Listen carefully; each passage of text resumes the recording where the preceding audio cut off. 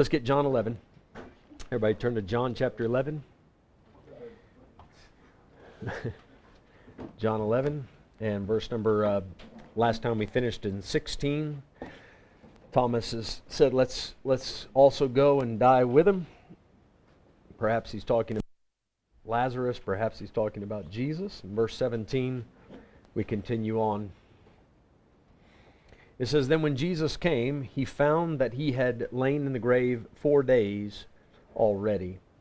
Now, two things to point out there. A grave back in biblical times, it could be just a hole in the ground, but in many cases it was a prepared cave or a tomb of some sort, similar to Jesus' grave. It was a tomb like that. You're going to see later in the story how they had a stone rolled in front of it, so it was a tomb.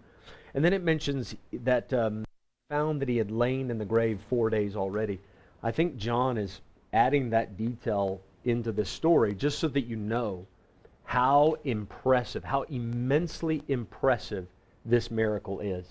It's not, and Jesus did this on a couple of occasions where somebody had been dead for a short while, maybe an hour or two. There was one occasion where the boy was being carried towards the grave. He was still on the bier, and he touched the bier, and the boy raised up. So people have been dead a little while, but this 4 days, it's not like somebody just, they can't find the pulse for a few minutes and then, resuscitate him. It wasn't that. 4 days. This is sufficiently dead. So this is a very impressive and significant miracle. In verse 18, Now Bethany was nigh unto Jerusalem, about 15 furlongs off. A furlong is 201 meters. So if I can just work with approximate math here, that means Bethany is about 3,000 meters or 3 kilometers away from Jerusalem. And he's just trying to paint the picture so you know how far off from the major city this event is. And this will help you understand the next chapter, why that the miracle of Lazarus' resurrection, it hits the city so hard and it makes such a big impact there. It says in verse 19, And many of the Jews came to Martha and Mary to comfort them concerning their brother. Right? Now I think this detail is there so that you know there are several witnesses to this miracle. And further, just kind of filling out the story so we understand why things are said later about how Jesus wept and they noticed it, etc. Verse 20, Then Martha, as soon as she heard that Jesus was coming, went and met him, but Mary sat still in the house. Both of them are grieving, as you would expect. Martha gets the news that Jesus is coming, so she rushes out. Verse 21, Then said Martha unto Jesus, Lord, if thou hadst been here, my brother had not died. This is a true statement. I don't know. Is she saying this because she's frustrated with the Lord? Is she just saying it because it's true? Is it a statement almost of grief of, oh, you could have stopped it, and I'm so sad and you could have fixed it kind of. I don't know what her motives were for saying that. I know that I've said something somewhat similar on many occasions. And I can't say that I've always said it with a good attitude either. But something bad will happen. And I will go to God in prayer and say, God, you could have stopped this. But you didn't. And like I said, sometimes I'm upset. I'm not saying that like as a mark of pride or anything. I'm not proud of those moments in my life, but if I'm just being honest, I've asked the Lord more than a few times, why didn't you prevent this? I have reminded God of how much I've prayed about something.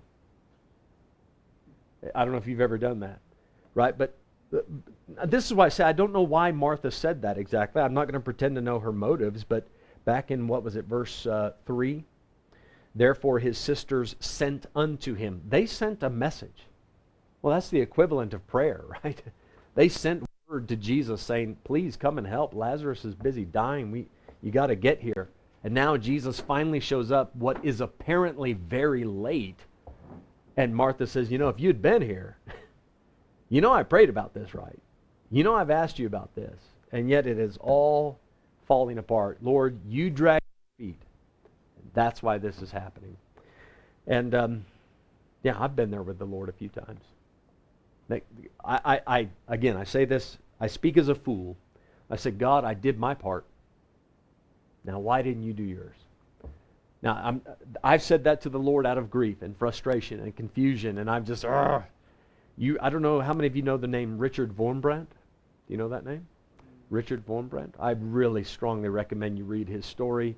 He was tortured and kept in prison for 14 years for his faith. He was a Romanian, I think, pastor. And so the communists got him, and it was brutal. But he kept himself sane by preaching at God.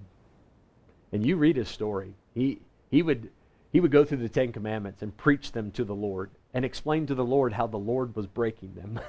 And say, you're lying because you said you would do this and it's not happening. And now, again, he's not saying that as if that's the right thing to do. It's just part of the story. And sometimes you will find yourself with a broken heart saying things to the Lord that under normal circumstances you wouldn't say. Verse 22, he says, or she says rather, but I know that even now whatsoever thou wilt ask of God, God will give it thee. Well, Martha, well done, because whatever your reasons were for saying what you said originally, her frustration, her grief, her confusion, maybe all of it, it did not quench her faith. So Lord, you're late. According to me, you're late. According to me, you dragged your feet. You dropped the ball. But you can fix it. So that still, even with a broken heart, she's trusting the Lord. In verse 23, Jesus saith unto her, thy brother shall rise again. Well, thank you, Lord, for that statement. That's very vague. And Martha acknowledges how vague that is. Of course, we're not Sadducees. We believe in a resurrection. So of course he's going to rise again. So Jesus, you really haven't said anything when you've said that. Or did he? Because what the Lord will often do is give you just enough information so that you start asking questions. And that's where learning begins, right? He gives you just enough to kind of whet your taste. And you go, okay, now wait a minute. If that, but then what about this? But you said he'll rise. But, oh, well, I know, but it gets a conversation going. Don't forget that that's what Jesus loves to do with you. Right? We get this from Revelation. I stand at the door, knock. Open the door, I'll come into him and sup with him and he with me. Well, that's what we do when we're supping together, is we just chat. We just talk back and forth. And I think that's what Jesus is doing here, is he's generating a conversation, a very deep, meaningful conversation that she did not expect. Thy brother shall rise again. Verse 24, Martha saith unto him, I know that he shall rise again in the resurrection at the last day. Now, the last day we've talked about back in John chapter 6. I'll just quickly remind you. The last day, as we now understand it with a full Bible, full revelation, is the last day that a person is physically dead. So the last day is different for me than it will be for, let's say, an Old Testament, a righteous Gentile from the Old Testament. We know that there are multiple resurrections in the Bible. We know this just from reading Revelation 20. There's the first resurrection, and then 1,000 years, and then there's another resurrection. Paul told us in 1 Corinthians 15 that there are at least 3 stages that he maps out. Christ is the first fruits. They that are Christed is coming, then cometh the end. So we know that there's various times that people are raised. But when we're talking about in like this context, in the resurrection at the last day, that's the last day that guy is physically dead and in the ground. So I know that he's going to rise up. She's basically saying, I'm not a Sadducee. I believe in the resurrection. And Lord, this is what I know. It is perfectly okay when you come to the Bible study to say, I know this. I don't follow everything you're saying, but I know this. Right? Okay. She has very basic knowledge. This is all that she could have known. This is all that has been revealed about the resurrection up until this point. Everything else about the resurrection you learn later on in the New Testament. So she's perfectly on board here, or let's say up to speed. In verse 25, Jesus said unto her, I am the resurrection and the life. Now, we got to take just a moment to appreciate that. Resurrection and life is not confined to the last day. Because people might think, well, we have to wait for the last day to show up. And then once the last day shows up, part of the last day is resurrection and life. And that's what Jesus is fixing in her thinking. You think that you have to wait for the last day to show up, then people will rise. No. I'm the resurrection. I'm the life. The last day doesn't give you life. The last day doesn't produce a resurrection. It's not like there's an expiration date. Once the earth runs out of time, boom, everybody pops out, the earth is done. I mean, the earth does have an expiration date, but that has nothing to do with resurrection. Jesus says, I'm the resurrection. I'm the life. What you're waiting for is not a certain time. You're waiting for me to show up. I'm the one that's able to bring people back out of the grave. And when he says resurrection, that has to do with immortality. Well, let's say the final resurrection gives you an immortal body. But when he's talking the resurrection, that's a physical statement. The body will rise up. And life, that's a spiritual statement. I'm the resurrection, I'm the life. I can bring a physical body back to life. I can bring a dead spirit back to life. I can give the new birth and create a relationship with God, reconcile a person. So I'm the resurrection and the life. He that believeth in me, though he were dead, yet shall he live. And whosoever liveth and believeth in me shall never die. Believest thou this? Now, I really wish I could see this going on, because this is mind-blowing stuff. To you and I, we know this because we have 1 Corinthians, we have 1 Thessalonians. We know that the dead in Christ shall rise, and then we which are alive and remain shall be caught up. This is basically it is not a revelation. Jesus is not revealing the mystery of the rapture here, but he is alluding to it. It is an allusion to it. So he's not fully explaining how all this is possible or how it's going to happen. But look at what, you can see it. I don't need to really explain that very deeply. How the dead in Christ, that's verse 25. And then the mortals, or we which are alive and remain, that's verse 26. But then Christ's question is this: believest thou this? Do you believe this? That is a different question than understandest thou this? Because if he would have said, do you understand this? The answer is no. How is that possible? That some people are never going to die. Just because they believe in you, they're never going to die? What? Now, once you understand the body of Christ and God's plan, then it starts to make more sense. But at this stage, this question, well, she answered it correctly. Verse 27, she saith unto him, Yea, Lord, yes. Do I believe what you're saying? Yes. Do I understand it? Probably not. There are a lot of things in the Bible that I get to and I go, okay, that's what it says. I believe it. I don't know if I can explain it to you. I don't know how that works or how it's going to happen, but there it stands, so I'm going to trust it. Right? But be careful, because a lot of times we get to parts of the Bible we don't understand, and then we want to change it so that we do understand it. So we bring it down to our level. Leave it right where it's at. If you don't get it, admit the question mark. But she does believe the statement. Why? She tells us in verse 27, Yea, Lord, I believe that thou art the Christ, the Son of God, which should come into the world.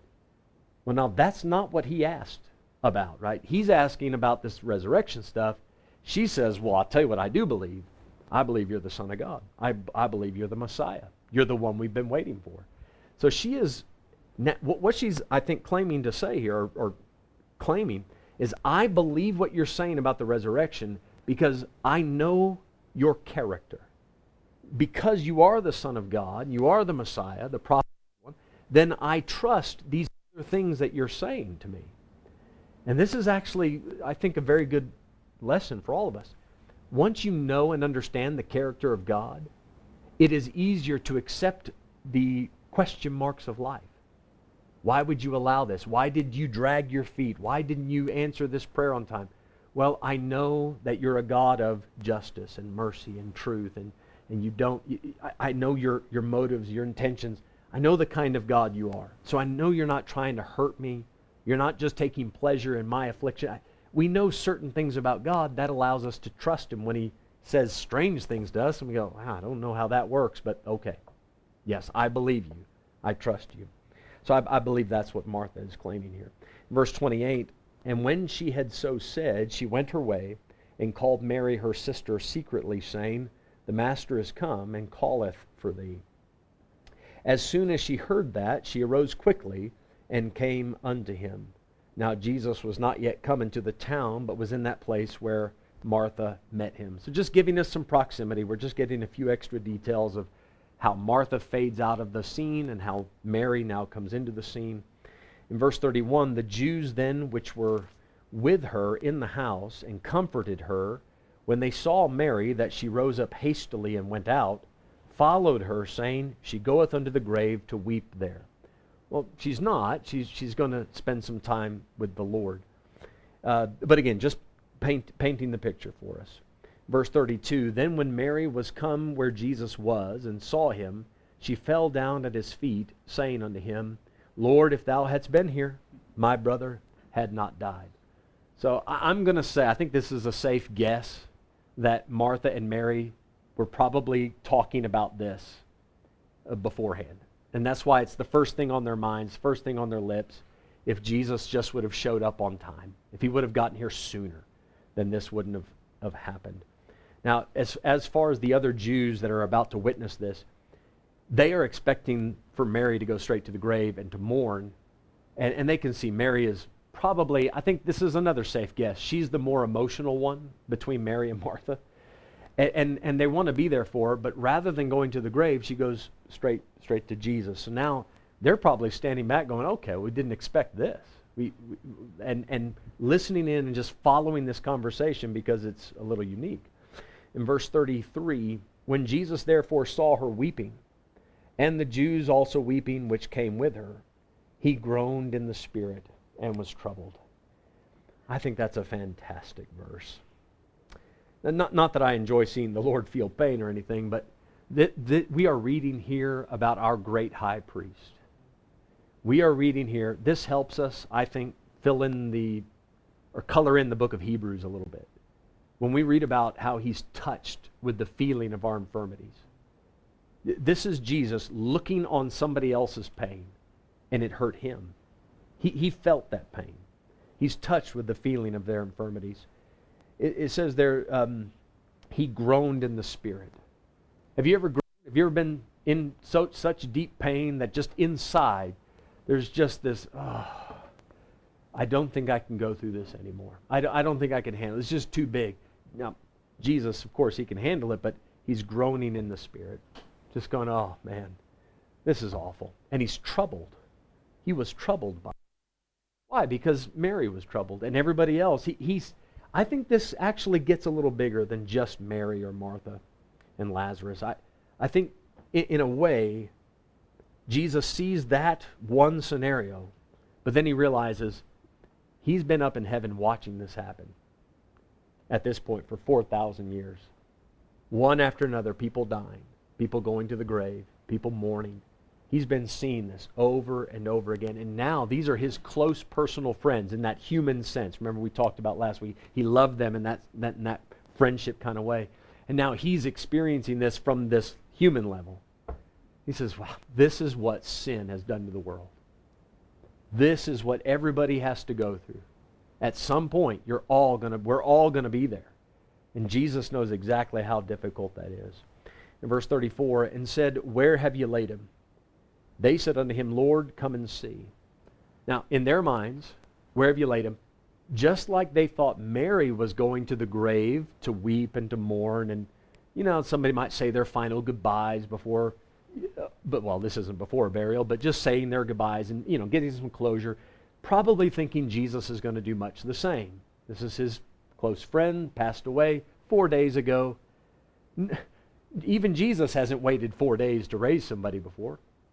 So then we have this fantastic verse, verse 35. Jesus wept. Shortest verse in the English Bible.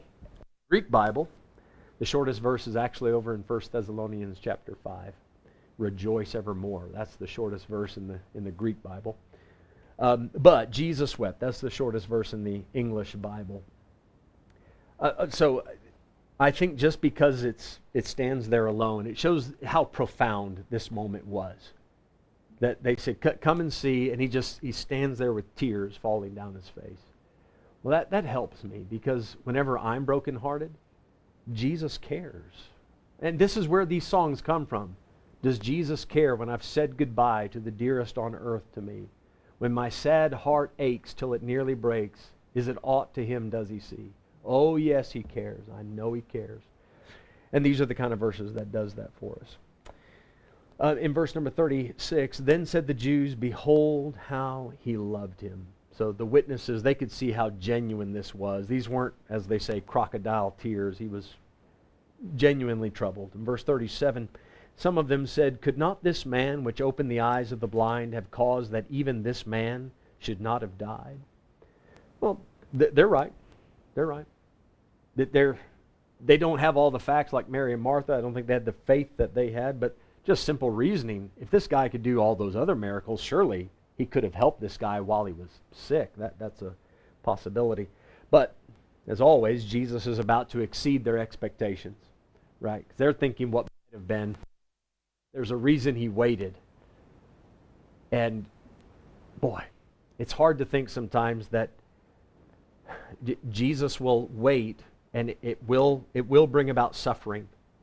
You will suffer. There will be grief and confusion and frustration. But if you'll just endure that, if you'll just wait, eventually you get to this part where the Lord shows up at the tomb and does something that no one would have expected. Verse 38, Jesus therefore again, groaning in himself, cometh to the grave. It was a cave, and a stone lay upon it. Again, a very typical type of setup for those days. Jesus said, take ye away the stone. Martha, the sister of him that was dead, saith unto him, Lord, by this time he stinketh, for he hath been dead 4 days. Now that's Martha for you. She's the one always trying to clean up, and she's thinking of these kind of things. And I think what Martha is assuming is that Jesus, he wasn't there for the burial, right? Mary and Martha were. But Jesus didn't get to see his friend go into the grave. So I'm trying to think, if I'm Martha, what would I be thinking here? Roll the stone away so that I can go in and just say my goodbyes, a little bit of closure, that type of moment. Well, verse 40, if I can, I'll come back to verse 39 in a moment. Verse 40, Jesus saith unto her, said I not unto thee that if thou wouldest believe, thou shouldest see the glory of God? Now, I must admit, it's a little difficult to pin down when he says, said I not unto thee. Well, they just had a conversation about resurrection. But nothing was mentioned in there about believing and seeing the glory of God.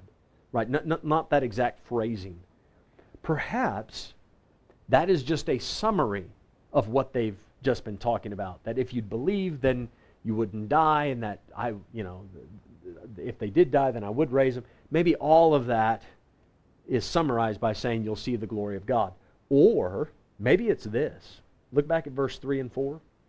Therefore his sisters sent unto him, saying, Lord, behold, he whom thou lovest is sick. When Jesus heard that, he said. So perhaps what happened here is Jesus is sending a message back to them. Right? So he says this out loud, but the messengers that were sent by Mary and Martha, they delivered the message, and then Jesus says this in response, and then they run back, and then they say this in verse 4. Jesus says, this sickness is not unto death, but for the glory of God, that the Son of God might be glorified thereby. So if we have a statement about the glory of God, that would be it. So maybe Jesus is referring back to that. So back in verse 40, said I not unto thee that if thou wouldest believe, thou shouldest see the glory of God. So wherever he's getting that from, it could be from both the messengers and that recent conversation. But just saying, Martha, have a little hope here. I've tried to indicate to you that something big is going to happen, but you're just going to have to believe me. Do you trust me? In verse 41, it says, then they took away the stone from the place where the dead was laid. And Jesus lifted up his eyes and said, Father, I thank thee that thou hast heard me. And I knew that thou hearest me always. But because of the people which stand by, I said it, that they may believe that thou hast sent me. So I think Jesus is publicly thanking his Father, not because he's surprised that the Father answered his prayer. He knew that the Father is always going to answer his prayer because Jesus is always going to ask something in line with the will of God. He is rather thanking the Father publicly so that everybody standing around knows that, listen, this isn't some whim, this isn't some freak accident in the moment. Me and the Father are working together to do something for all of you to see and to believe. There's something else I think we should notice in verse 41. I thank thee that thou hast heard me. This I think tells me something. Often in Jesus' life, we've read this, we've talked about it a lot. How did Jesus choose his words? Well, the Father told him what to say, right? How did Jesus choose his miracles? The Father told him what to do. But we might make the mistake then of thinking that Jesus was sitting there just idle and doing nothing until the Father said, all right, speak, and then he started to speak. All right, work, okay, then he worked. Rather, I think there are times where Jesus, looking around, because he did have his own mind, he had his own will, and he would say, Father, can I go help that person? Father, how about we go preach over there? And then the Father would say, yeah, I'm on board with that, you go do it. And I think this verse would kind of support that. I thank thee that thou hast heard me. So it seems like Jesus initiated this miracle. It's not that he acted independently. He didn't just do it and the Father standing back said, yeah, glad you did it. But he did get permission, which tells me that us as well. We can go to God and say, God, I'd like to do this for you. Can I serve you in this way? Now, it's not to say that we don't want the Father to tell us what to do. We're always sensitive to that. But it is okay if you initiate the motion. If you say, God, here's an opportunity, do you mind if I get involved in this? And might I say, that also applies in the church. Guys, can I have your attention on that for a second? I am all for myself as the pastor looking for opportunities and asking people to get involved. That's part of being pastors. We do that. We pray about that. Garrett and I, we talk about that often. But we also love it when you come to us and say, I got this idea. Now, we can't always say yes, right? But we'll always be happy to entertain that. And what a blessing it is to see people with some energy and zeal and want to do something. So please feel free to follow Jesus' footsteps here. All right, so verse 43. When he had thus spoken, he cried with a loud voice, Lazarus, come forth. Now he had to say Lazarus, because if he had just said, come forth, all the dead would have got up. So it's true. It said, well, take a look. Look at John 5. Look at John 5. You remember in John 10 where he said he knows his sheep by name? He calls them by name and leads them out. He calls their name. John 5. I hope I have the right verse here. Yeah, verse 28. Marvel not at this, for the hour is coming at the which all that are in the grave shall hear his voice and shall come forth. So they're going to hear his voice. Now, I don't. We can perhaps disagree on this. I think in the rapture you're going to hear your name called, followed by come up hither, right? And like I say, otherwise just everybody in general, come up, whoop, all right, here we go. So I think he's going to call your name and up you go. Something else you should know about this comment where Jesus says, I'm the resurrection and the life, right? When he shows up, then he's able to bring people back. Did you know nobody stayed dead in his presence? Did you know that about the Bible? Next time you read Matthew, Mark, Luke, and John, just pay attention to that. If a funeral was happening and Jesus showed up, he was the worst person to have at a funeral because the funeral was over. The person came back to life every time. So even when Jesus died, remember reading that in Matthew 27? He dies, he goes down, but many of the saints which slept arose. So in his presence, nothing died. That's why he had to die first on the cross. Then the other two thieves could die. Because as long as he's alive, he is the resurrection and the life. You just don't die in his presence.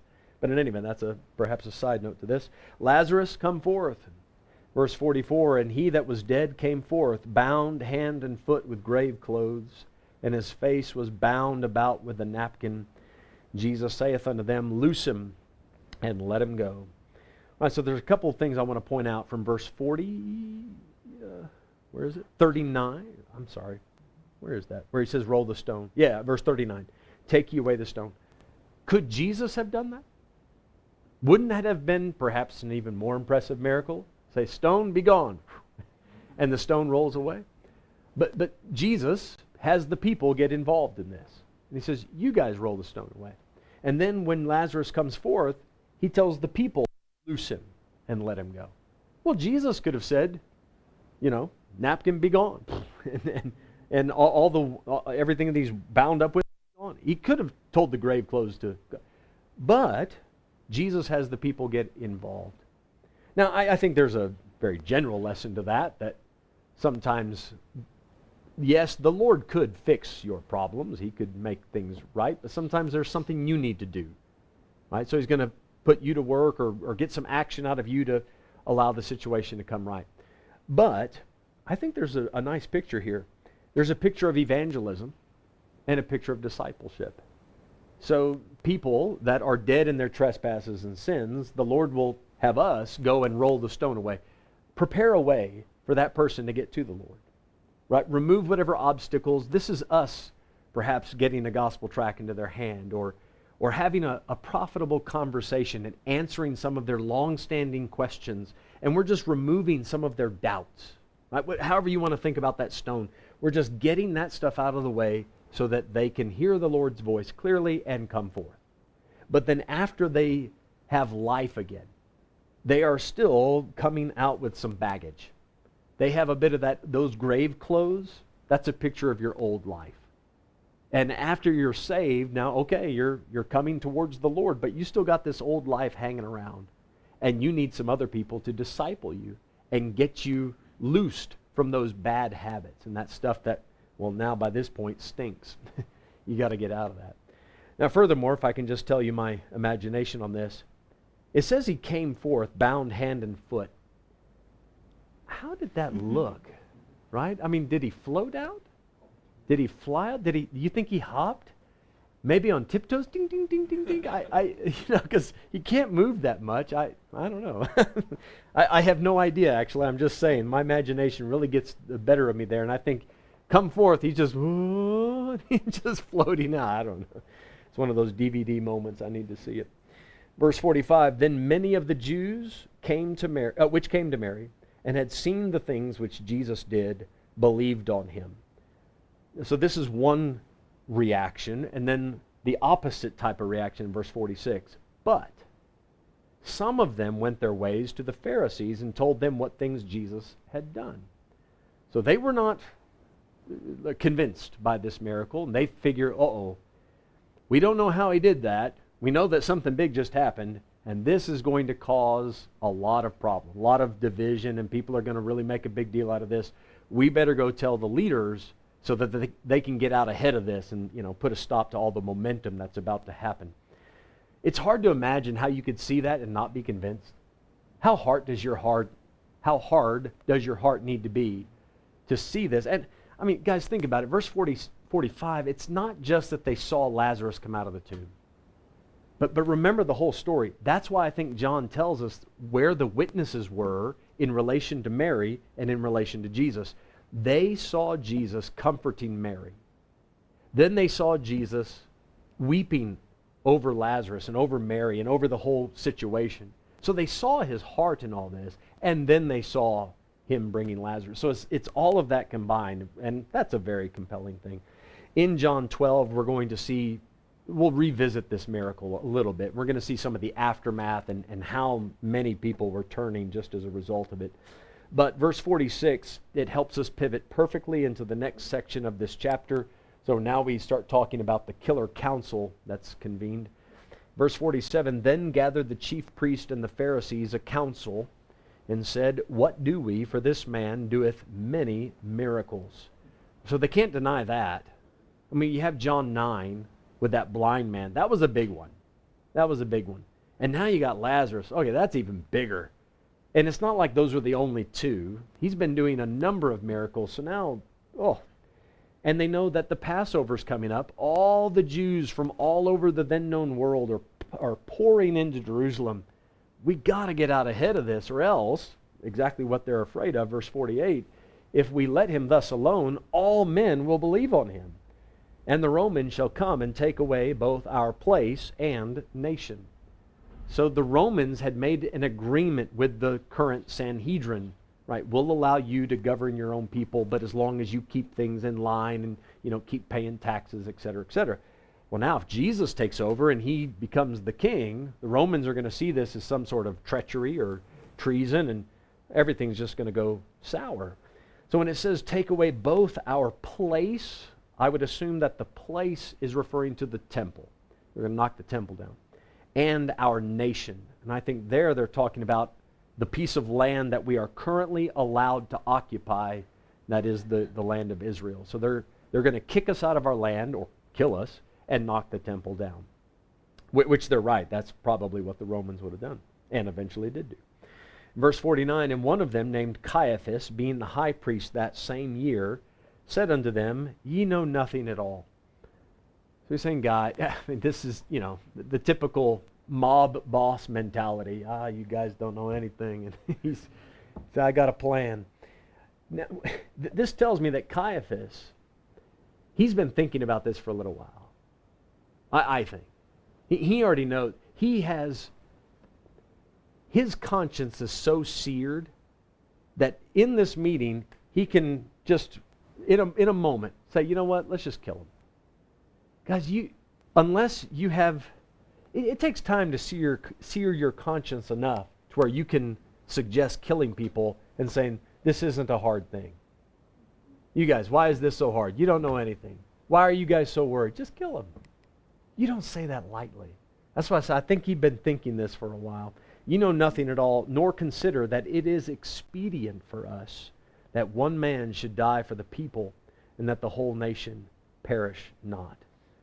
So he's thinking in a very worldly, carnal way that if we kill Jesus and get him out of the way, then things keep going on as normal, and the whole nation will not perish, will not be destroyed.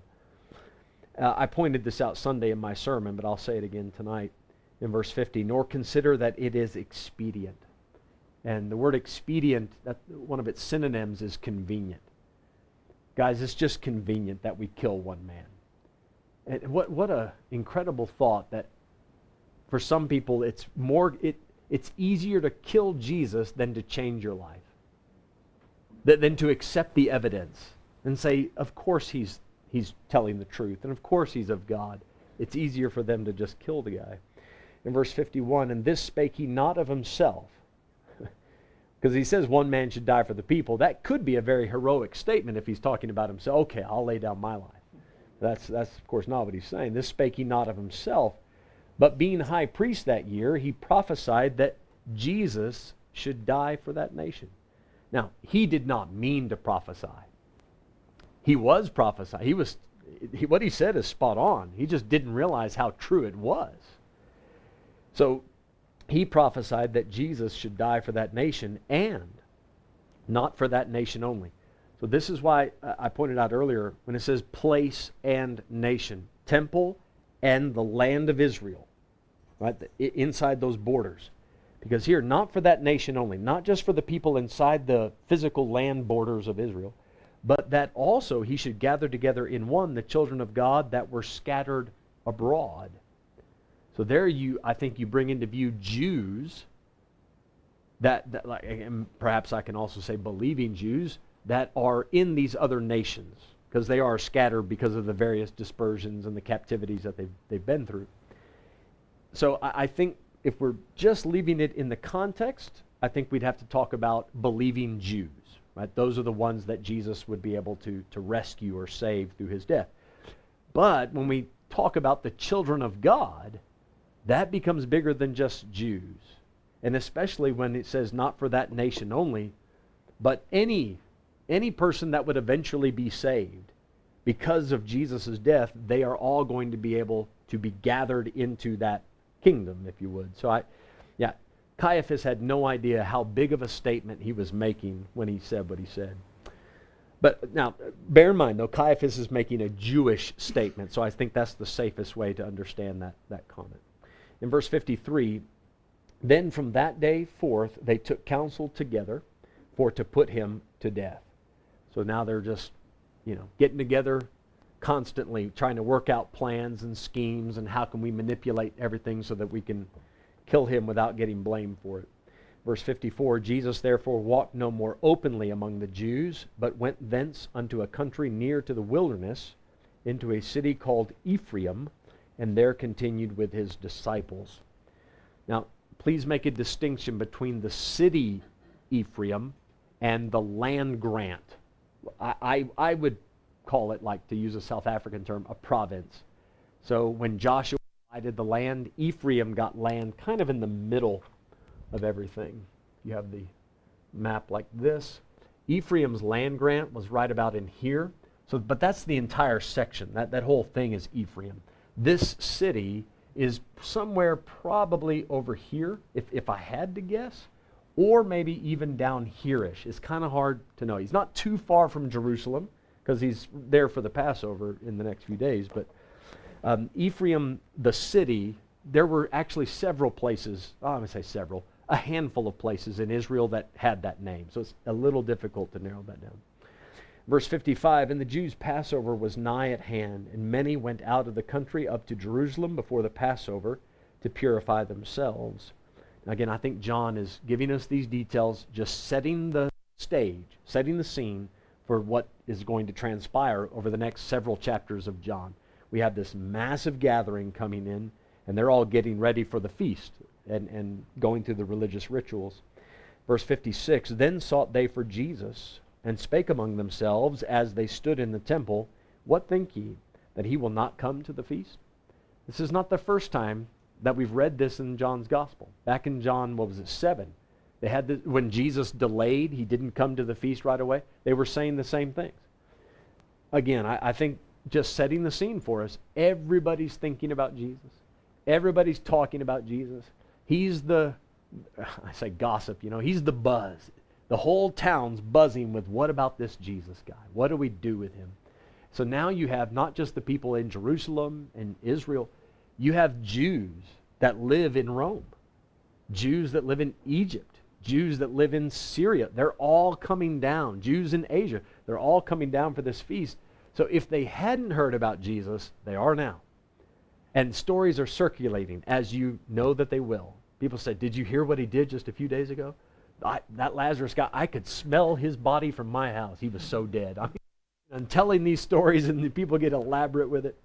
Verse 57, now both the chief priest and the Pharisees had given a commandment that if any man knew where he were, he should show it, that they might take him. Now that's actually a good piece of information to have. This explains why and how Judas was able to go straight to them and make that deal to have Jesus arrested. Because the Pharisees and their friend, the chief priest, they had been sending this message out, on the down low, on the dark web, sending it out saying, if any man knows, we'll pay you for this information. We'll make a deal. So, all right, so all of that sets the stage perfectly for what we're about to read in the next several weeks. Okay, any questions about what we've covered here? Yes, sir. Pastor, I want to ask two things. There in verse 51, about Caiaphas, and it says there, and they spake not of himself, but being a high priest, that he prophesied that Jesus should die for the nation. That part that says, but being high priest, that how does that part of the sentence add to the verse, like context-wise? I'm just curious, maybe they pointing out, because he was high priest, that he prophesied as the reason to the cause. Was there maybe like a tradition they did, like the high priest of the year was capable of prophesying publicly or anything like that? That is a reasonable thought. I don't know of any Jewish tradition or anything like that, but I see why you would say that. Okay, let me think for a second on that, being high priest that year. The only thing that comes to mind, the only thing I've ever thought whenever I read that is he is the one that has the official capacity to stand up and make these public proclamations. So it's not that the high priest, down through time has stood up and actually prophesied on the behalf of God. I don't know of any tradition like that, but he is that in that capacity to say that. No other just common Jew would stand up amongst the Sanhedrin and make these kind of claims. So that's the only thing I draw from that. That's a good question, though. Also, the second part, the few times with Martha and Mary, where they said, Jesus, if you had been here, Lazarus wouldn't have died. We mentioned there, or Pastor mentioned that when he said that the glory of God should be manifested, and pointing back to maybe the word he sent back in verse 4. He also said this sickness is not unto death, so maybe maybe they took that literally, and maybe thought that, okay, then you shouldn't die because Jesus said the sick unto death. So maybe they thought that they would assume that Jesus was capable of stopping it beforehand, but then he died. They thought, Yeah. maybe if you had been here, you I see what would- you're saying. Yeah. Christo, I can't say anything against that. I like that idea. I've never considered those two things together. I'm going to think a little further on that, but I'm just kidding. so 4 years from now when I teach this again, I'll borrow that. I'll try to I'll put a mark in my Bible, say, Christo taught me. But yeah, I like that. That makes sense. Yeah. All right, anything else? All good? Yes, sir, Sam? I'm wondering in verse 27, she says, should come into the world. Mm-hmm. Is it possible, I always thought that meant she's referring to how in the Bible says that Christ should come. Is it possible that here she's saying, I believe he'll come back when the resurrection will happen in the last day? No, I don't think so. That type of phrase, that type of wording, which should come into the world, it's just that has been the expectation, that you were the one who was supposed to do this. So I wouldn't read anything futuristic into that.